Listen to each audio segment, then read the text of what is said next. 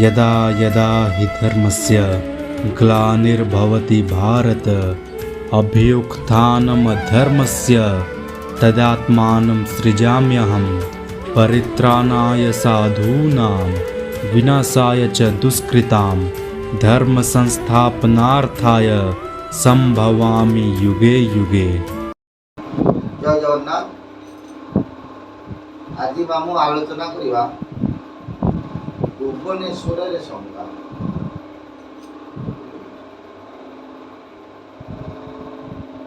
आम छुआर भारी मन दुख भारत में कहीं किसी होने कि आम ओडिशा कहीं किसी हो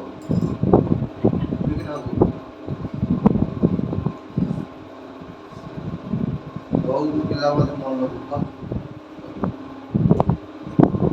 जानिया कथा विधिर विधान क्या घटे कथा आम केते कथा भूली भी कैमेरा आगे कही पार बाध्य कहवा बाध्य प्रथम कही आसुचु भी कहूँ महापुरुषर बाणी केवे मिथ्या समय सापेक्ष देखी केते गुड़े कथा खोलिकी कही पार तथापि आम कहबू अवश्य आलोचना करवा अवश्य संपूर्ण खोलिकी कहब ना।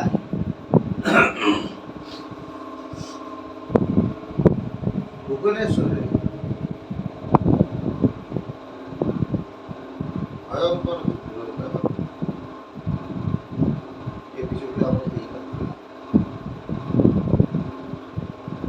ये भी अबिका युद्ध ही ना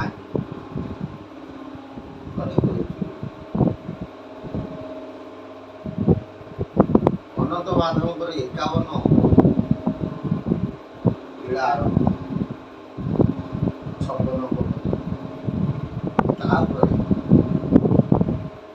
पुणी मुकुंद देवंकर 13 लीला आरंभ।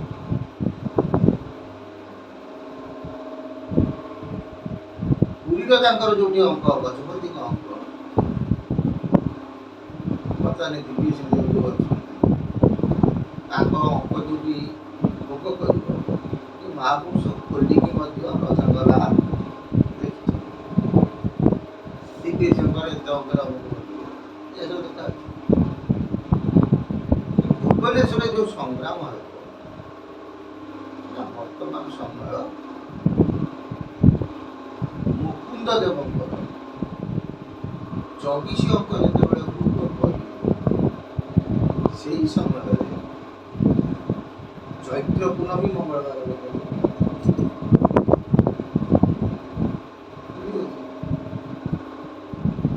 मुकुंद देवंकर 24 अंक भुवनेश्वर कौन हम महासंग्राम जहाँ शिशु अनंत पढ़ी बिंदुसागर पानी जो कौन विष प्राय लिंगराज क्षेत्र पाखे भुवनेश्वर एरिया कहले लिंगराज क्षेत्र धरा बर्तमान आम भुवनेश्वर एरिया धरती गोटे फुल नगरा पाखु धरा किंतु से जो महापुरुष प्रकृत भुवनेश्वर कह गले लिंगराजंकर अन्य ना हूँ भुवनेश्वर भुवनेश्वर अर्धांगिनी होती भुवनेश्वरी लिंगराज बेड़ा भर भुवनेश्वरी ठाकुर अच्छा किंतु लिंग मानक भितर रजा होता ना कौन है भुवनेश्वर कहीं भूगोल पृथ्वीर ईश्वर पृथ्वीर सत्ता दिए से कौन भुवनेश्वर लिंगराजकर प्रकृत ना हूँ कौन भुवनेश्वर महादेव आम वर्तमान नाम धरीचे कौन कहे लिंगराज महादेव बुझीपार ना से दिन कौन हम कणा मरा महासंग्राम गुजराटी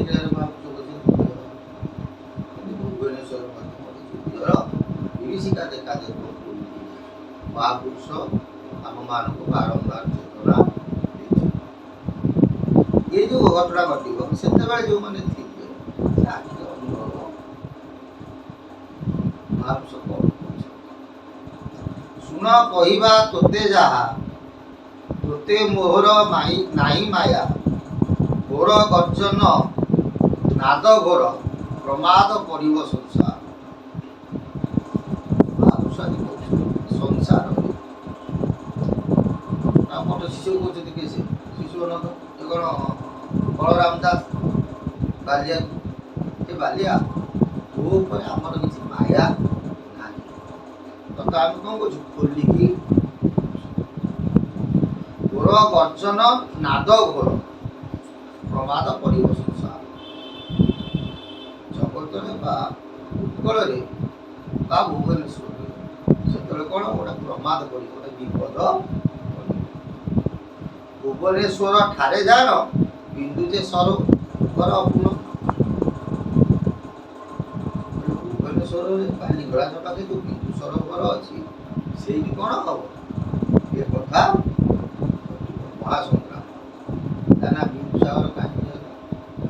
ମନେ ରଖିଥାଅ, ଉତ୍କଳରେ ଯେତେ ଗୁଡ଼ିଏ ମନ୍ଦିର ଅଛି ଶୈବପୀଠ, ଲିଙ୍ଗରାଜଙ୍କର ପ୍ରତିଷ୍ଠା କରିଛନ୍ତି କିଏ? ସେ କର୍ତ୍ତା କର୍ତ୍ତି ଥିଲେ କିଏ? ସେ ସ୍ୱୟଂ ମହାଦେବ।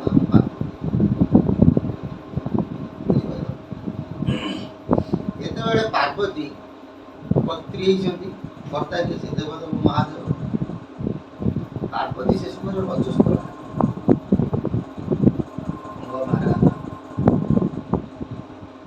ପୁଣି କେମିତି ବସିବେ ଶିବଙ୍କ ପାଖରେ? ପାର୍ବତୀ ନ ବସିଲେ ହେଇପାରିବ ନାହିଁ। କର୍ତ୍ତା କର୍ତ୍ତି ଦୁଇ ଜଣ ଦରକାର। ସେଠୁ ଦେବତା ମାନଙ୍କର ଚିନ୍ତା, ପୂର୍ଣ୍ଣ କୋଟି ତୀର୍ଥ, ପୃଥିବୀରେ ଯେତେ ତୀର୍ଥ ଅଛି ପୂର୍ଣ୍ଣ କୋଟି ତୀର୍ଥ, ବିନ୍ଦୁଏ ବିନ୍ଦୁଏ ଜଳ ଆସିଲା।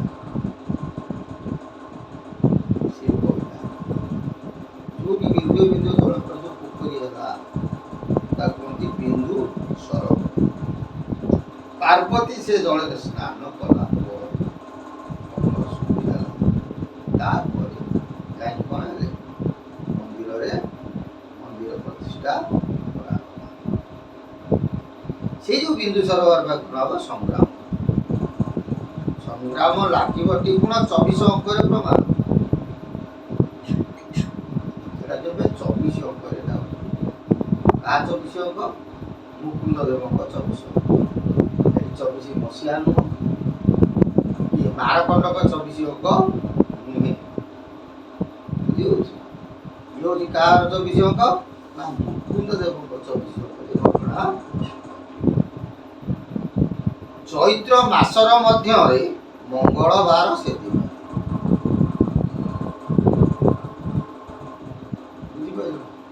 ଚୈତ୍ର ମାସ ହେଇଥିବ, ମଙ୍ଗଳବାର ହେଇଥିବ। ଆଉ ତମେ ମନେ ରଖିଥା, ଭଲ କଥା କହୁଛ। ଯେତେବେଳେ ମୁକୁନ୍ଦ ଦେବ ରଜା ହେବେ ତାଙ୍କ 24 ଅଙ୍କରେ ଚୈତ୍ର ପୂର୍ଣ୍ଣମୀ ମଙ୍ଗଳବାର ବି ପଡ଼ିବ। ନିଶ୍ଚିତ ମହାପୁରୁଷ ବାଣୀ ହିସାବରେ ମୁକୁନ୍ଦ ଦେବ କେବେ ରଜା ହେବେ ବୋଲି ମହାପୁରୁଷ ମଧ୍ୟ ପ୍ରମାଣ ଦେଇଛି। ତାଙ୍କ ଠାରୁ 24 ଅଙ୍କ ଯେତେବେଳେ ଭୋଗ କରାଯାଏ, 24 ଅଙ୍କ ଚୈତ୍ର ମାସ ପୂର୍ଣ୍ଣମୀ ପଡ଼ିବ ମଙ୍ଗଳବାର। ସେଦିନ ସୈନ୍ୟଟି ଆସିବେ ଓଡ଼ିଶା ଭିତରେ ବସିବେ। ହେଲା?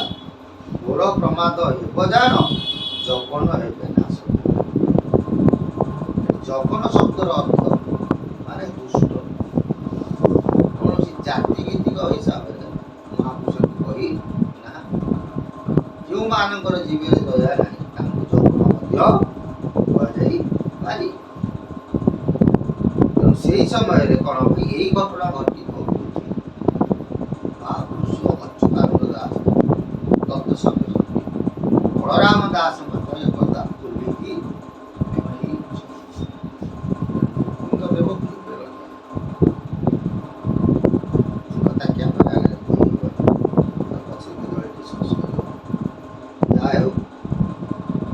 ଏହିପରି ଘଟଣା ଘଟିବ ବୋଲି ଭବିଷ୍ୟତ ମହାପୁରୁଷ ଆମକୁ ବାରମ୍ବାର ସେ ପର୍ଯ୍ୟନ୍ତ ଆମକୁ ଅପେକ୍ଷା କରିବାକୁ। ଜୟ ଜଗନ୍ନାଥ। ସେ ପ୍ରଭୁଙ୍କ ସଦିଚ୍ଛା ପୂର୍ଣ୍ଣ ହଉ, ସେ ପଞ୍ଚସଖାଙ୍କ ସଦିଚ୍ଛା ପୂର୍ଣ୍ଣ ହଉ, ଗୁରୁଦେବ ଅନନ୍ତ ଗୋପାଳଙ୍କ ସଦିଚ୍ଛା ପୂର୍ଣ୍ଣ ହଉ ଏବଂ ଗୁରୁଦେବ ରବିଦାସଙ୍କ ସଦିଚ୍ଛା ପୂର୍ଣ୍ଣ